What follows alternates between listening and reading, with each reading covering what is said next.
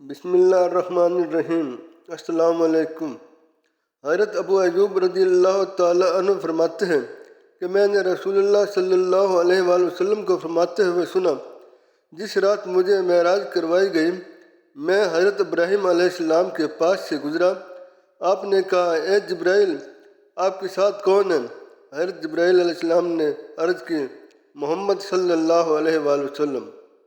آپ نے مجھے سلام کیا اور مجھے خوش آمدید کہا اور حکم دیا کہ آپ اپنی امت کو حکم دیں کہ زیادہ سے زیادہ جنت میں درخت لگائیں، کیونکہ جنت کی مٹی بڑی پاک اور وسیع ہے۔ میں نے کہا، جنت کے درخت کیسے لگائیں؟ فرمایا، لا حول ولا قوت الا باللہ پڑھیں۔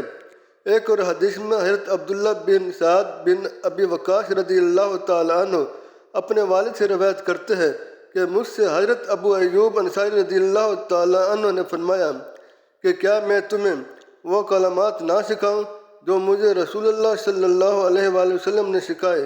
میں نے کہا، جی ہاں چچا جان، سکھائیں۔